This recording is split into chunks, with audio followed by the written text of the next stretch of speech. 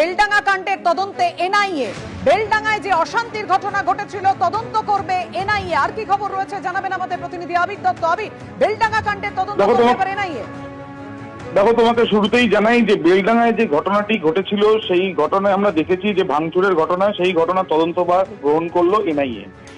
প্রসঙ্গত তোমায় জানিয়ে রাখি যে একজন পরিযায়ী শ্রমিকের মৃত্যু ঘটনাকে কেন্দ্র করে যে উত্তেজনার পরিস্থিতি তৈরি হয় বেলডাঙ্গায়, সেখানে ভাঙচুর থেকে আরম্ভ করে সেখানে কিন্তু জমায়েত একাধিক কিন্তু ঘটনা ঘটে সেখানে, এবং তার পরিপ্রেক্ষিতে মুর্শিদাবাদের বেলডাঙ্গা থানাতে একটি এফআইআর হয়, এবং যে এফআইআর হওয়ার পর পরবর্তীকালে মোট এখনো পর্যন্ত 36 জনকে গ্রেপ্তার করা হয়েছিল।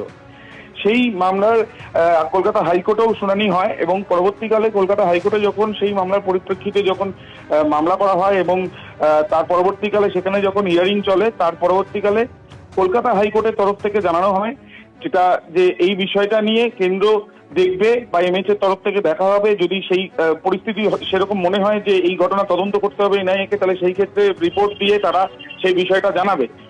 এই যেটা জানা যাচ্ছে যে আজকেই এনআইএ এর তরফ থেকে এমএইচ থেকে অর্ডার আসে, এবং অর্ডার আসার পরে তারা এফআইআর রেজিস্টার করেন এবং তারা এনআইএ স্পেশাল কোর্টে সেটা জমা দেন।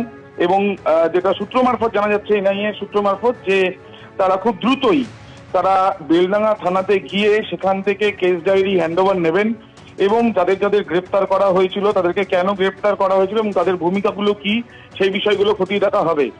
যে বেলডাঙ্গাতে এই উত্তেজনার পরিস্থিতিতে আমরা দেখেছি যে ভাঙচুর থেকে আরম্ভ করে সাংবাদিকদের নিগ্রহ পর্যন্ত করা হয়েছিল, এবং সেই ঘটনায় এনআইএ তদন্ত কিন্তু ইতিমধ্যে নেওয়া হলো, এবং এনআইএ বিশেষ দল গঠন করা হচ্ছে এই তদন্ত করার জন্য।